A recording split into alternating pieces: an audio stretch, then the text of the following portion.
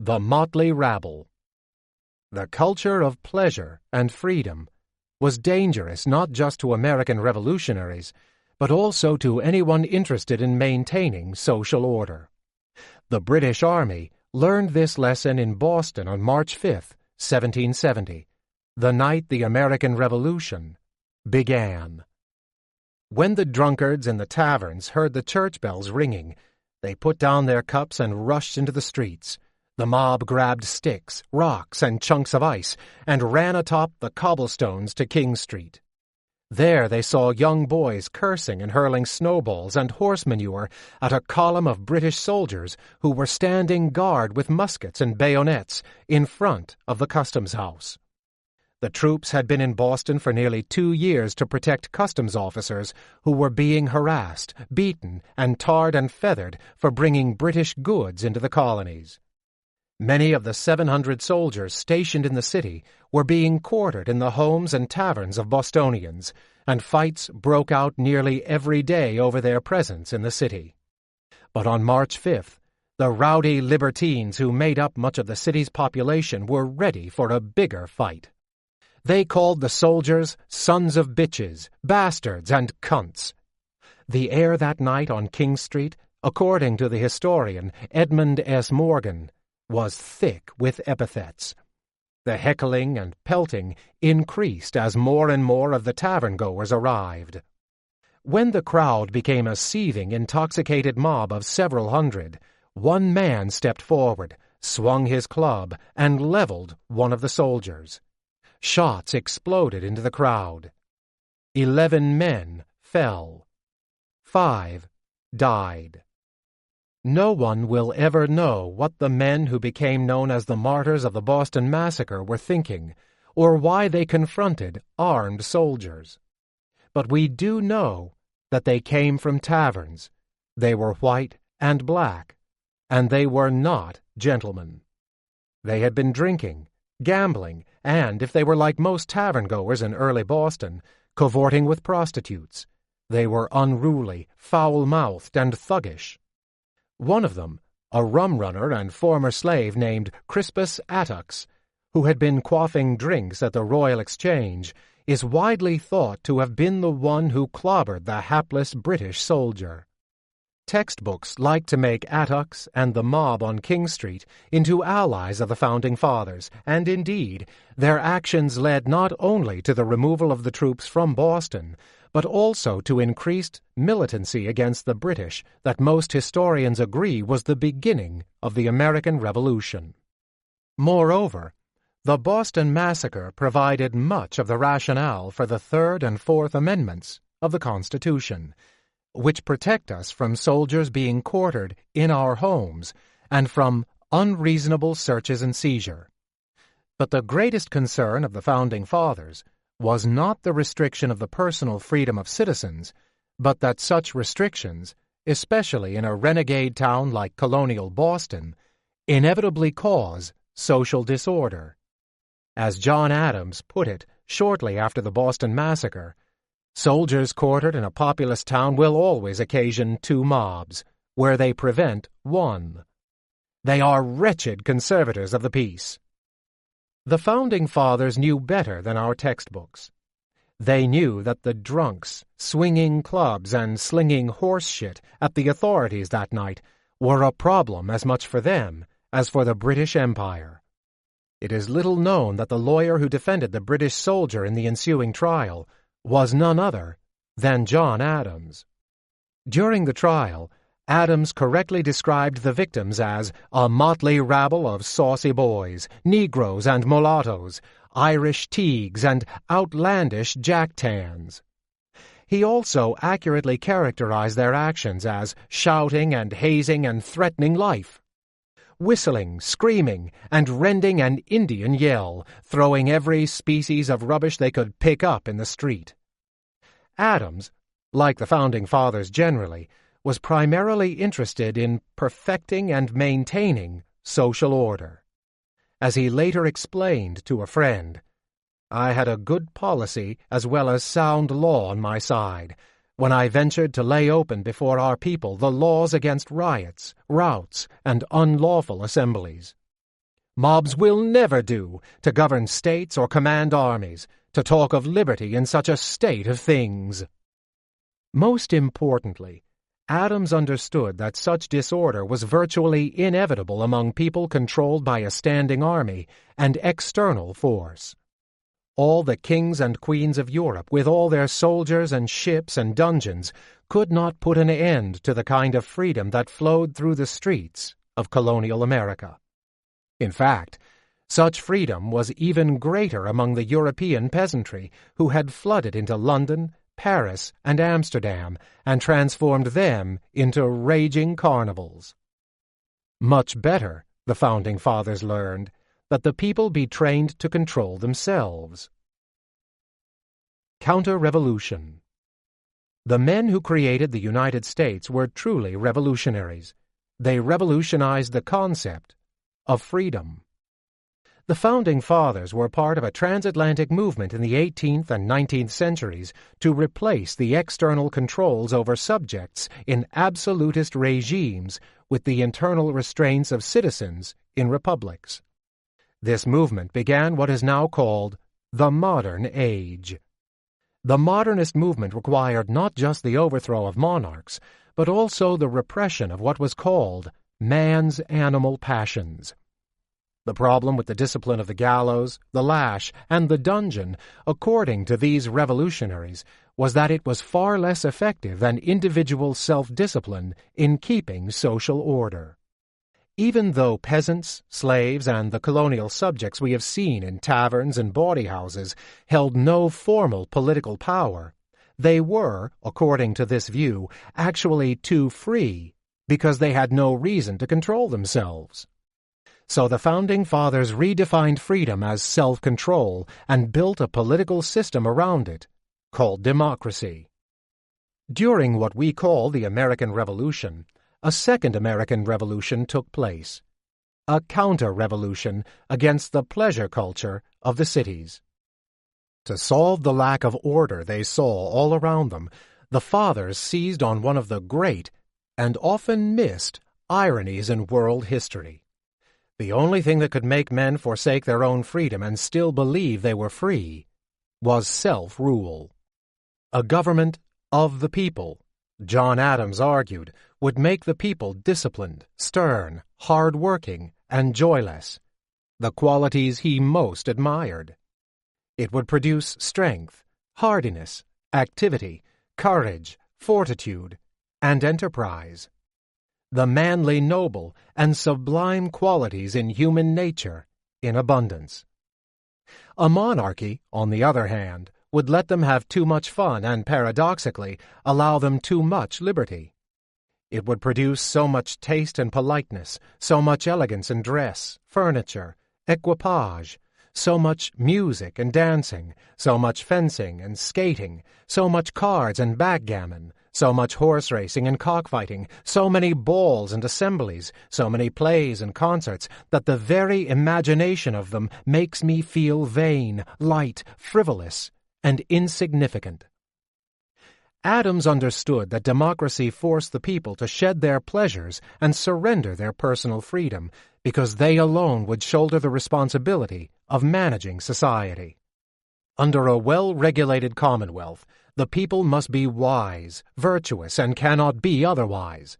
Under a monarchy, they may be as vicious and foolish as they please. Nay, they cannot but be vicious and foolish. There is one difficulty which I know not how to get over. Virtue and simplicity of manners are indispensably necessary in a republic among all orders and degrees of men. But there is so much rascality, so much venality and corruption, so much avarice and ambition, such a rage for profit and commerce among all ranks and degrees of men, even in America, that I sometimes doubt whether there is public virtue enough to support a republic. The Founding Fathers understood what we now choose to ignore. Democracy is the enemy of personal freedom.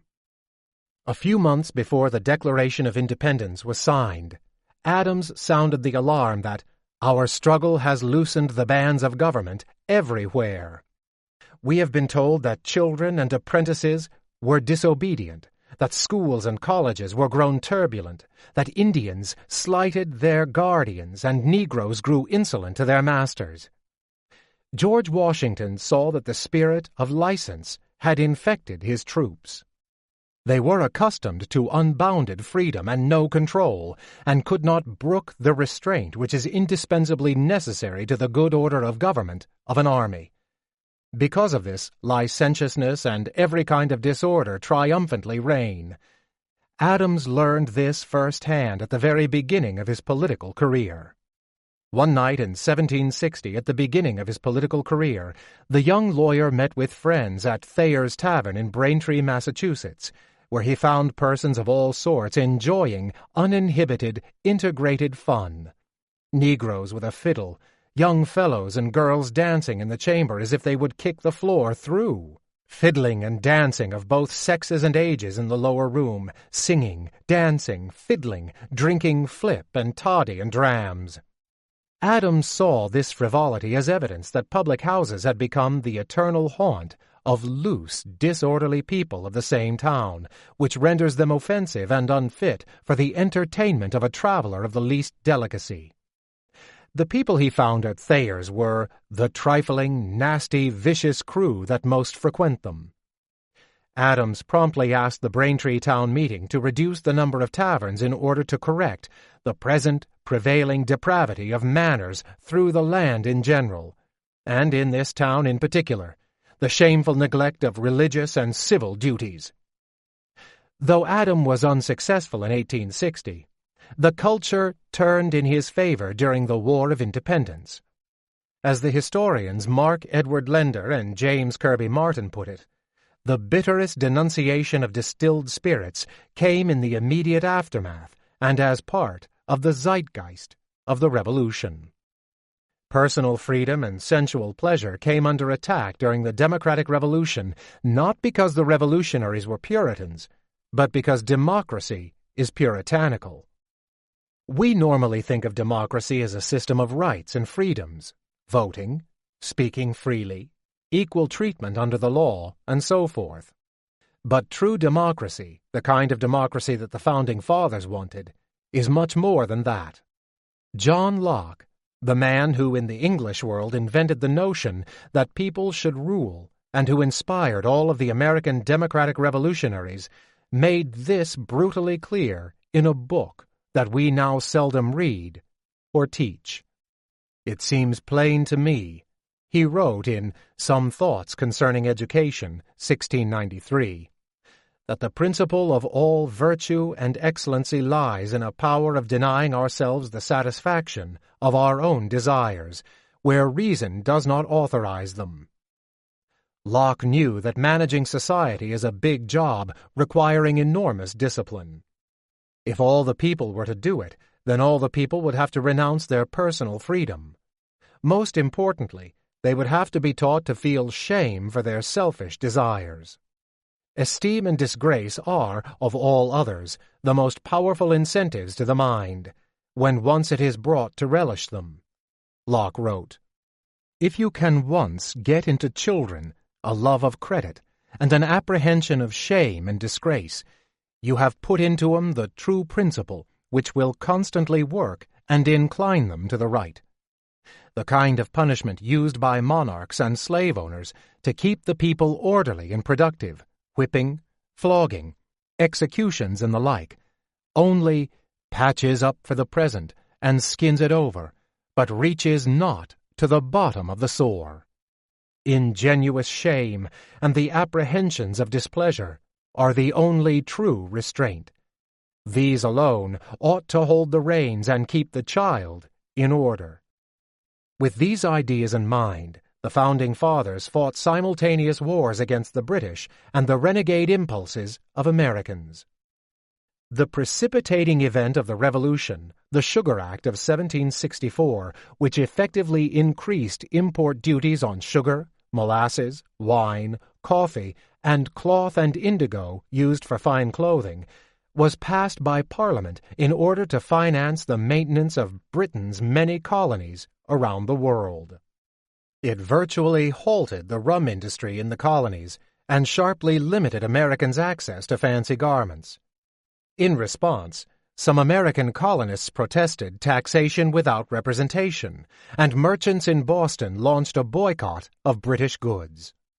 But many of these men who would lead the American Revolution were actually happy about the new taxes and the boycotts that followed. Richard Henry Lee said of the Sugar Act, "Possibly this step of the mother country, though intended to oppress and keep us low in order to secure our dependence, may be subversive of this end. Poverty and oppression among those whose minds are filled with ideas of British liberty may introduce a virtuous industry, with a train of generous and manly sentiments."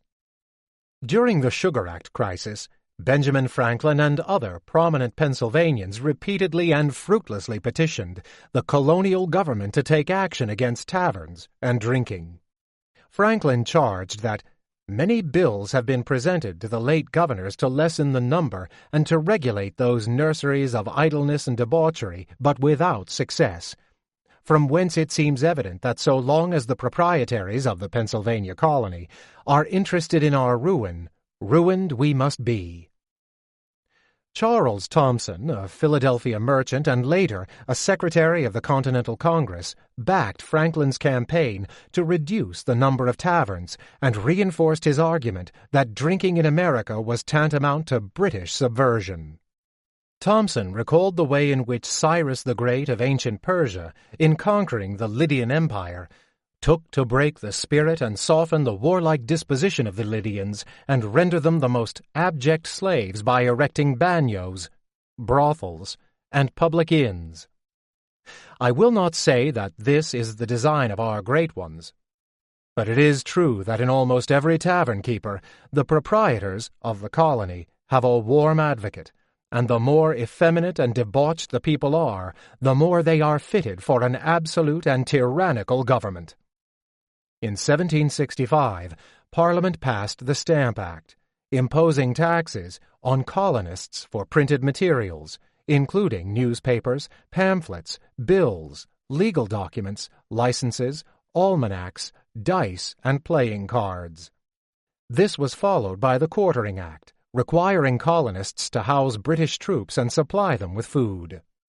Several of the men who would become known as the Founding Fathers petitioned Parliament and King George III, asserting that no taxes should be imposed on the colonists but with their own consent, given personally or by their representatives. By the end of the year, more than 200 merchants joined the boycott against British goods. After Benjamin Franklin warned Parliament that military enforcement of the Stamp Act might cause a revolution in the American colonies, in 1776, King George III signed a bill repealing the law. But on the same day, Parliament passed the Declaratory Act, affirming the full power and authority of the British government to make laws and statutes of sufficient force and validity to bind the colonies and people of America in all cases whatsoever.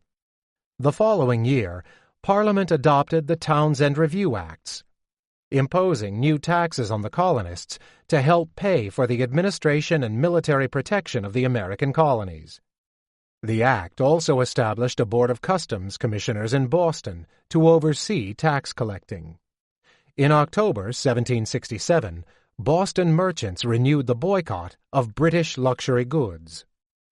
Boycotts against the British goods became a favorable tactic among the colonial rebels, more for the austerity they required than for any effect they would have on the mother country. The pro-independence Boston Evening Post scolded Americans for having been, of late years, insensibly drawn into too great a degree of luxury and dissipation. But thanks to boycotts, by consuming less of what we are not really in want of, and by industriously cultivating and improving the natural advantages of our own country, we might save our substance, even our lands, from becoming the property of others, and we might effectually preserve our virtue and our liberty to the latest posterity.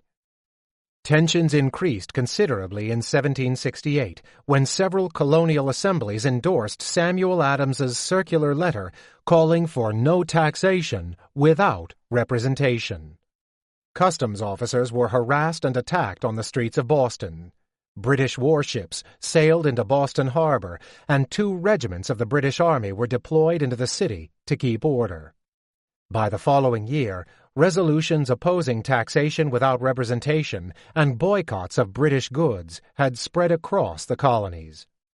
Another pro-independence newspaper, the Virginia Gazette, actually welcomed taxation without representation. Luxury, Americans were told, has taken deep root among us, and to cure a people of luxury were an Herculean task indeed. What perhaps no power on earth but a British Parliament, in the very method they are taking with us, could possibly execute. As we already know, the first violence in the conflict occurred in Boston in 1770, when drunkards, rum-runners, and gamblers tumbled out of taverns to curse, throw rubbish and horse manure, and assault British soldiers. Uproar over the ensuing massacre forced the British to withdraw troops from the city, repeal the Townshend Acts, eliminate all duties on imports into the colonies except for tea, and allow the Quartering Acts to be discontinued. Yet, a few months later, Samuel Adams still saw much more work to be done. He told a friend that conspirators against our liberties are employing all their influence to divide the people, introducing levity, luxury, and indolence. In 1772, he organized a committee of correspondence that proclaimed the right of the colonies to self-rule. By the end of 1773, committees of correspondence were established in Virginia, New Hampshire, Rhode Island, Connecticut, and South Carolina. That year, Parliament passed the Tea Act, maintaining tax on tea brought into the colonies and granting a monopoly on tea sales to the British East India Company. A group of pro-independence activists boarded cargo ships in Boston Harbor and dumped crates of tea into the water. But a pro-independence newspaper hailed taxation without representation as good for the soul. The Americans have plentifully enjoyed the delights and comforts, as well as the necessaries of life, said the Newport Mercury. And it is well known that an increase of wealth and affluence paves the way to an increase of luxury, immorality, and profaneness, and here kind Providence interposes, and as it were, obliges them to forsake the use of one of their delights, to preserve their liberty. In response to the Boston Tea Party, in 1774, Parliament passed a series of coercive acts that closed the port of Boston, eliminated most forms of self-rule in Massachusetts, and allowed British soldiers to be housed in colonial buildings. Shortly thereafter, Massachusetts was placed under military rule. In response, the First Continental Congress convened in Philadelphia with 56 delegates, representing every colony except Georgia. Members of the Continental Congress included John Adams, Patrick Henry, George Washington, Samuel Adams, and John Hancock. The Congress declared that the coercive acts were not to be obeyed, called for the formation of local militia units, and established a boycott of all British imports and an embargo on all exports to Britain. The boycott was aimed not only against British goods, but also against British pleasures, the delegates declared, as we will in our several stations encourage frugality, economy, and industry. And we will discountenance and discourage every species of extravagance and dissipation, especially all horse racing, and all kinds of gaming, cockfighting, exhibitions of chews, plays, and other expensive diversions and entertainments. That year, a letter to the Newport Mercury, authored by Frugality, continued the redefinition of American freedom as self-denial. We may talk and boast of liberty, but after all, the industrious and frugal only will be free. And Abigail Adams wrote to her husband John while he attended the Continental Congress, "If we expect to inherit the blessings of our fathers, we should return a little more to their primitive simplicity of manners, and not sink into inglorious ease. In the country you must look for that virtue, of which you find but small glimmerings in the metropolis. As for me, I will seek wool and flax, and work willingly with my hands, and indeed there is occasion for all our industry and economy." The simultaneous wars for independence and virtue then reached the point of no return. In 1775, the British military and colonial militias began firing at each other in the battles of Concord and Lexington and at Bunker Hill, and the Second Continental Congress convened in Philadelphia, where it elected John Hancock as its president and appointed George Washington general and commander-in-chief of the new Continental Army. The following year, one day after Congress endorsed the Declaration of Independence, John Adams wrote hopefully that greater hardships, for Americans, would ensue. "It may be the will of heaven that America shall suffer calamities still more wasting and distresses yet more dreadful. If this is to be the case, it will have this good effect at least. It will inspire us with many virtues, which we have not, and correct many errors, follies, and vices, which threaten to disturb, dishonor, and destroy us. The furnace of affliction produces refinement in states as well as individuals." A few months later, Adams lamented that Americans had not yet suffered enough. "There is too much corruption, even in this infant age of our republic," he said. "Virtue is not in fashion. Vice is not infamous."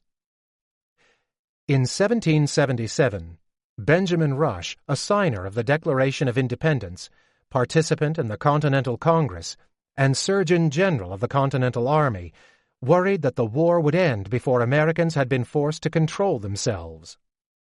"I hope the war will last until it introduces among us the same temperance in pleasure, the same modesty in dress, the same justice in business, and the same veneration for the name of the deity which distinguished our ancestors." And in the fall of that year, when British forces under General Howe appeared poised to invade Philadelphia, John Adams told his wife of his secret wish for the revolutionary capital to be captured by the British, for it would cure Americans of their vicious and luxurious and effeminate appetites, passions, and habits. 1 month later, British forces under General Howe did occupy Philadelphia, forcing Congress to relocate to York, Pennsylvania. But as we have seen, it did not cure Americans. In 1778, welcome news came from France, which entered the war on the side of the Americans. Yet troubling news came from the streets, where vast indulgences and pleasures continued to plague the revolutionaries. When Samuel Adams heard that Bostonians were dressing flamboyantly, he thought that such behavior alone could doom independence. "Luxury and extravagance are, in my opinion, totally destructive of those virtues," he declared, "which are necessary for the preservation of the liberty and happiness of the people." Yet the shame initiated by the revolutionaries began to circulate among ordinary Americans and penetrate into their own identities. Many early American convicts applauded their own punishment as necessary for the control of vice and the preservation of the Republic. In 1778, convicted murderers James Buchanan, Ezra Ross, and William Brooks hailed their impending hangings as a warning to Americans of the dangers of freedom and pleasure. They co-authored a statement that we are indeed guilty, and that hereby we have forfeited our lives into the hands of public justice. To avoid such a fate, American youth should avoid bad company, excessive drinking, profane cursing and swearing, shameful debaucheries, disobedience to parents, and profanation of the Lord's day.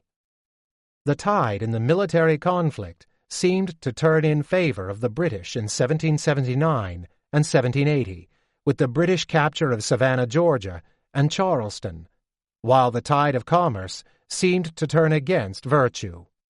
Henry Laurens, a South Carolina delegate to the Continental Congress and the third president of the Second Continental Congress, seemed at times to be more concerned about the materialism of his countrymen than the loss of his native land to the British. Reduce us all to poverty and cut off, or wisely restrict that bane of patriotism, commerce, and we shall soon become patriots," he wrote in 1779. But how hard is it for a rich or covetous man to enter heartily into the kingdom of patriotism? Lawrence particularly hated festive celebrations and believed that the Olympic Games and other fooleries brought the desolation of Greece. The Sober House. Americans reversed the momentum of the military war in 1781 with decisive victories in North Carolina and at Yorktown, Virginia. A preliminary peace treaty was signed in Paris the following year, and in 1783, Britain officially ended hostilities. The Treaty of Paris, ratified in 1784, gave the Americans independence, but precipitated a catastrophic economic depression in the former colonies. George Washington called for the proper regulation of trade, freed as much as possible from those vices which luxury, the consequences of wealth and power, naturally introduce. Many of the Founding Fathers welcomed the economic crisis because it would force Americans to abandon the luxuries that Thomas Jefferson called a more baneful evil than Toryism was during the war. At that time, Jefferson and his compatriots also welcomed a comprehensive attack on drinking. In 1784, Benjamin Rush, America's founding doctor, published an inquiry into the effects of spirituous liquors, which became one of the most important of the Founding Fathers' many anti-pleasure manifestos during the early national period. Over the subsequent decades, more than 1,700 copies were distributed. Rush, the new nation's foremost medical authority, argued that drink and democracy could not mix. He also developed the idea that chronic drunkenness is a biological disease. It belongs to the history of drunkenness to remark that its paroxysms occur, like the paroxysms of many diseases, at certain periods and after longer or shorter intervals. Though in such cases, the use of strong drink is at first the effect of free agency. It becomes a necessity and a disease of the will. Because it seizes and overwhelms its victims, only one remedy was available. My observations authorize me to say that persons who have been addicted to them should abstain from them suddenly and entirely. Rush declared, "Taste not, handle not, touch not, should be inscribed upon every vessel that contains spirits in the house of a man who wishes to be cured by habits of intemperance." These claims, though impossible to prove scientifically, became the basis not only for the temperance movement in the 19th century, but also for the prohibition movement in the early 20th century, the science of addiction treatment in the late 20th century, and perhaps most significantly, the widely held belief that abstinence is the only cure for problem drinking.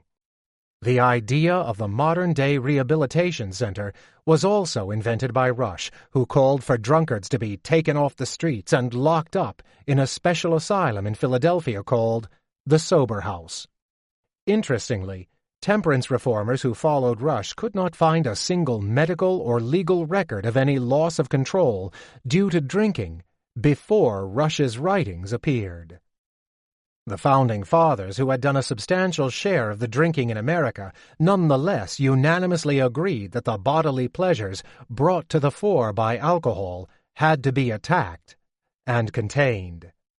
David Ramsey, a South Carolina delegate to the Continental Congress, warned that the temptations to drunkenness are so great and so common as partly resulting from the climate that great self-command, prudence, and fortitude, and a strict discipline of the passions and appetites are absolutely necessary to maintain the empire of reason over sense. Just before delegates arrived at the Constitutional Convention in Philadelphia in 1787, Rush wrote that the conflict between the Republic and the body was nothing less than war. The American war is over, but this is far from being the case with the American Revolution. On the contrary, nothing but the first act of the great drama is closed. The temple of tyranny has two doors, We bolted one of them by proper restraints, but we left the other open by neglecting to guard against the effects of our own ignorance and licentiousness. Soon after the delegates drafted a constitution for the new nation, Alexander Hamilton circulated Federalist 12, one of the Federalist papers encouraging ratification, in which he argued that a tax on liquor, if it should tend to diminish the consumption of it, would be equally favorable to the agriculture, to the economy, to the morals, and to the health of the society. There is perhaps nothing so much a subject of national extravagance as these spirits. Hamilton's friend, Tench Coxe, expressed the hopes of many of the delegates to the Constitutional Convention that the encouragement of manufacturing would force Americans to restrain their desires for the pleasures of the body.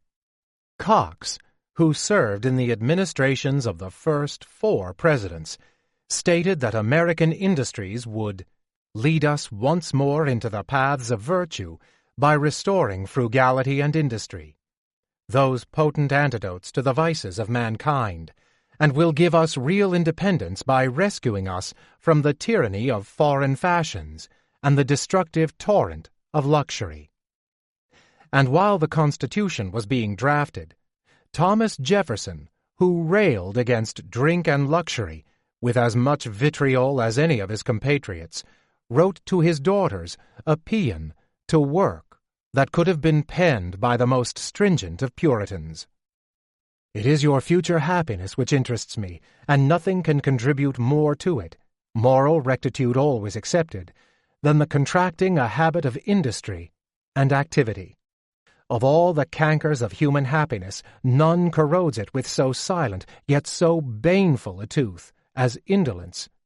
Determine never to be idle. No person will have occasion to complain of the want of time who never loses any. It is wonderful how much may be done if we are always doing. In 1788, while the states were ratifying the Constitution, Benjamin Rush recommended the elimination of fairs, horse racing, cockfighting, and Sunday amusements, which led to gaming, drunkenness, and uncleanness, as well as habits of idleness and a love of pleasure. Moreover, taverns and clubs of all kinds, where the only business of the company is feeding, for that is the true name of the gratification that is simply animal, are hurtful to morals. The following year, Congress completed the establishment of an independent republic with the election of Washington as president and Adams as vice president. But most of the states had already formalized the conflict between the republic and bodily pleasures by declaring in their constitutions that the life of the nation depended upon a firm adherence to justice, moderation, temperance, frugality, and virtue. In 1790, when more than 100,000 Americans were living in tavern-filled cities, Secretary of the Treasury, Alexander Hamilton, succeeded in winning passage of the excise tax on the production of whiskey. Hamilton argued before Congress that it would serve the twin purposes of strengthening the federal government by opening a source of revenue for it, while tightening the morals of the people. The consumption of ardent spirits particularly, no doubt very much on account of their cheapness, is carried to an extreme which is truly to be regretted, as well in regard to the health and the morals as to the economy of the community. Should the increase of duties tend to a decrease of the consumption of those articles, the effect would be, in every respect, desirable. The saving which it would occasion would leave individuals more at their ease and promote a more favorable balance of trade. In the following year, the Bill of Rights was ratified and added to the Constitution, and Benjamin Rush published The Drunkard's Emblem, a condemnation of heavy drinking. Rush also wrote to Thomas Jefferson that whiskey and rum were anti-federal and the companions of all those vices that are calculated to dishonor and enslave our country. Though lower-class Americans continued to fill taverns, the class of men who led the Revolution were undergoing a radical self-reformation. Upper-class colonists had drunk just as heartily as their social inferiors before the War of Independence. But in the new nation, Foreign visitors often commented that it was much more difficult to get a drink at an upper-class dinner party than it had been during the colonial era. American elites gave up drinking and flocked to coffee houses, but the people did not follow. George Washington, James Madison, and Robert Morris were among many of the Founding Fathers who supported excise taxes on alcohol after the Revolution as a means to curb drinking.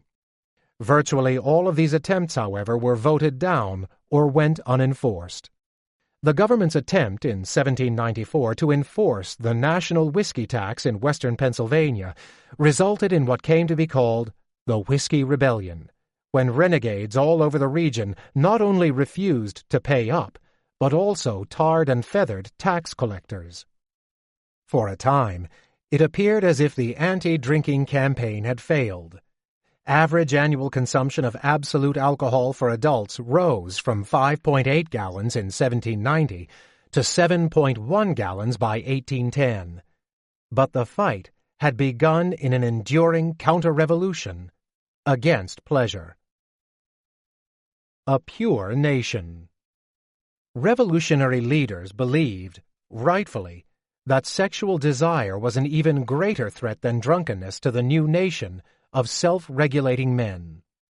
This was why, according to Jefferson, any American should be discouraged from visiting Europe, where he is led by the strongest of all human passions into a spirit for female intrigue, destructive of his own and others' happiness, or a passion for whores, destructive of his health, and, in both cases, learns to consider fidelity to the marriage bed as an ungentlemanly practice and inconsistent with happiness.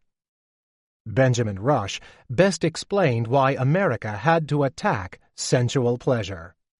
For 3 decades after the Revolution, Rush wrote and spoke about the inherent conflict between sexuality and a republic of free men.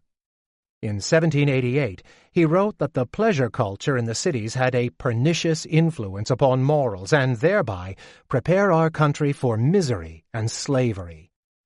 What followed was what historian Claire Lyons calls the assault on non-marital sexuality. First came increased prosecution of illicit sex. The number of arrests for prostitution in Philadelphia grew by more than 60% over the first 20 years of independence. Then came reform. Beginning shortly after the ratification of the Constitution and the election of Washington, several organizations were founded to rid America of what the founders called corruption, depravity, viciousness, and vice. In Philadelphia, in 1790, the Association of the District of Southwark for the Suppression of Vice and Immorality was the first of many anti-vice organizations to be established in the early years of the Republic. These groups targeted gambling houses, brothels, dance halls, and lower-class taverns. This movement gained institutional teeth in the second decade of the United States with the rapid growth of reformatory asylums. The Magdalen Society was founded in Philadelphia and New York with the mission of relieving and reclaiming unhappy females who have swerved from the paths of virtue.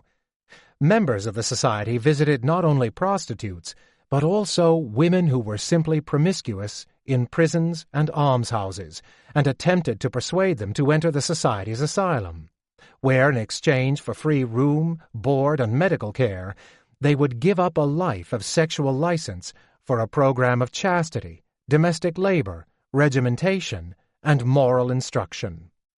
The objective of these asylums was to make the fallen women into wives and mothers. Many women took the deal as the only means to obtain treatment for venereal disease. Once inside the asylum, however, inmates found they could not leave. The doors remained locked, and the grounds were enclosed by a fence. Only the managers decided who could be discharged.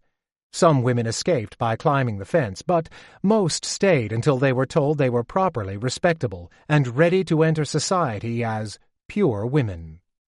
This process of purification took from several months up to a year. On the streets, after the Revolution, arrests increased for cross-racial sexuality. whereas for most of the 18th century, copulation across the color line flourished largely unpunished. In the early national period, many women were arrested simply for having sex with men of another race. Barbara Clifford was arrested in Philadelphia in 1801 for being caught in bed with a black man. Elizabeth Flanagan was charged in 1802 with frequently going to bed with different black men. Margaret Fisher committed an even greater crime in 1803, that of being found in bed with a Negro man and with a white man at another time. Managers of brothels were suddenly charged with the specific crime of sexual race mixing. In 1802, Rachel White was arrested for keeping a bawdy house by letting black men and white women go to bed together. Rosanna Grovis, a black madam, also committed the crime of keeping girls of different colors in her bawdy house. Most tellingly, in the decades after the Revolution, a raft of medical literature appeared that counseled against all forms of non-marital, and even many forms of marital, sex. Various behaviors were described in great detail and labeled as deviant.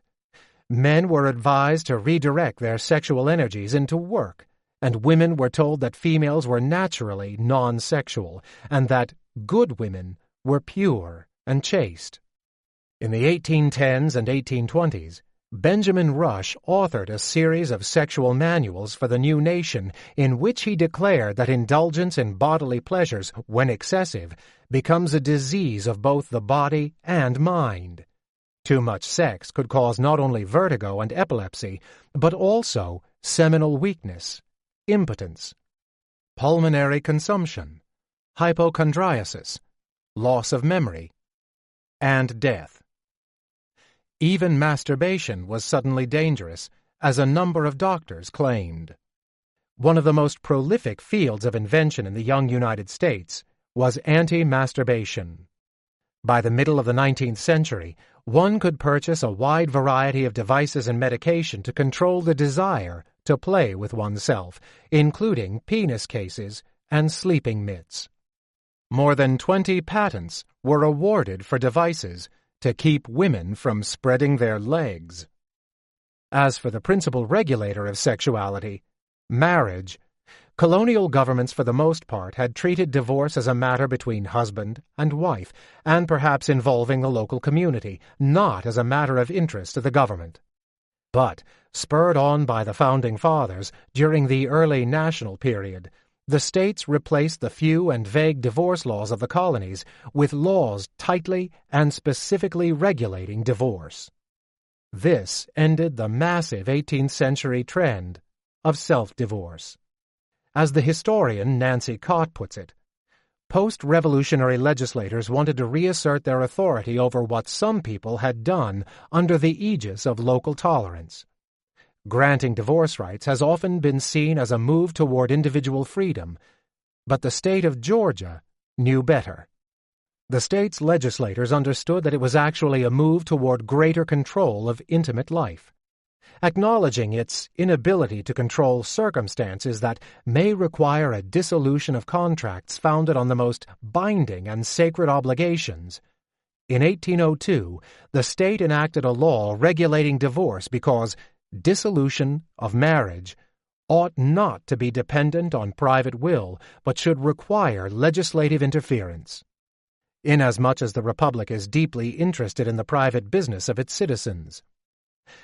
After independence, a marriage remained legally binding until, according to Cott, a plaintiff for divorce proved to the court that he or she had upheld ideal spousal behavior, and that the spouse was adulterous, sexually dysfunctional, or chronically absent. No longer could an unhappy wife or husband simply walk away from a marriage. A wife petitioning for divorce had to show how attentive, obedient, and long-suffering she had been, and, of course, sexually faithful, while she was being victimized. A husband's adequacy rested in economic support. True crime pamphlets became enormously popular in the early 19th century, and among the common true crimes recounted in them were sexual crimes, including prostitution, sodomy, adultery, and fornication. Women who bore illegitimate children in true crime stories were depicted as immoral and their children as unhealthy. In the early national period, public relief, welfare, for unmarried mothers was discontinued and replaced by asylums for illegitimate children. Women who bore children out of wedlock were forced to turn them over to the state, which officially labeled them as illegitimate. Children were not allowed to be taken out of the asylums until the cost of caring for them had been reimbursed by a parent. If a debt was not paid, the asylums would typically put the child out to service until he or she worked off what was owed. Many illegitimate bastards became permanent orphans. A new war. John Adams rose to the heights of American politics, but his life ended in disappointment. After his term as vice president under Washington, he ran for president in 1796 on the Federalist Party ticket and narrowly defeated his rival, Thomas Jefferson, of the Democratic Republicans. 4 years later, however, Jefferson reversed the results in another close vote. Following his 1800 defeat, Adams retired from politics and returned to farming at his home in Quincy, Massachusetts. He eventually reconciled with Jefferson and in 1812 began a lengthy epistolary friendship with the Virginian. By then, many Americans had subscribed to the philosophies of the Founding Fathers and had devoted themselves to the rigors of democratic life. But despite the best efforts of the nation's founders to train the people for self-governance, decadence and vice did not disappear in the early years of the Republic. Drinking increased. The cities, with their saloons and prostitutes and illicit couplings, grew exponentially. New, mass-produced goods introduced luxuries to common people. Poor folk, even slaves, began to dress ostentatiously, and many of the newly rich resembled the aristocracies of Europe. Facilitating all of this vice was a new economic order that Adams, Jefferson, and most of the Founding Fathers feared. Today, many on the conservative side of the political spectrum like to make the founders into champions of a free market economy, while many on the left claim that they were simply the tools of the rising merchant class. Neither of these sides understands that the market economy has always been a friend of renegades and an enemy of moral guardians. When Americans lived on farms in isolated towns, where they grew, made, and bartered for everything they used, they could not purchase beer at a saloon, sex from prostitutes, contraceptives and pornography from a corner shop, or flashy clothes from British importers. They had nowhere to go to dance, gamble, or search for paramours in public, and they had to work, pulling their livelihoods from the soil, from before dawn until after dusk. This is why so many of the founders wished that Americans would stay on farms and away from cities and commerce. It was why Jefferson declared that those who labor in the earth are the chosen people of God, if ever he had a chosen people, and that the mobs of great cities add just so much to the support of pure government as sores do to the strength of the human body. It is why John Adams warned that commerce, luxury, and avarice have destroyed every Republican government. It is why he denounced credit, which allowed ordinary people to purchase extraordinary things, as being responsible for most of the luxury and folly which has yet infected our people. And it is why most of the Founding Fathers insisted that the states allow only landowners to vote and hold public office, which ensured that farmers, and not merchants, bankers, manufacturers, or consumers, would control the government. But what Adams called the universal gangrene of avarice continued to spread in the streets underneath the government. In the last years of his life, Adams wrote to his friend, Jefferson, a set of plaintive questions. Will you tell me how to prevent riches from becoming the effects of temperance and industry? Will you tell me how to prevent riches from producing luxury? Will you tell me how to prevent luxury from producing effeminacy, intoxication, extravagance, vice, and folly? Jefferson had no answers, and there would be no winner in the war between pleasure and discipline. During the Revolution, Americans began what would be a long resistance to the obligations and sacrifices required by the dark side of democracy. The fight was on between disciplinarians and renegades, but neither would win. The founding of the United States simply began the war that continues today.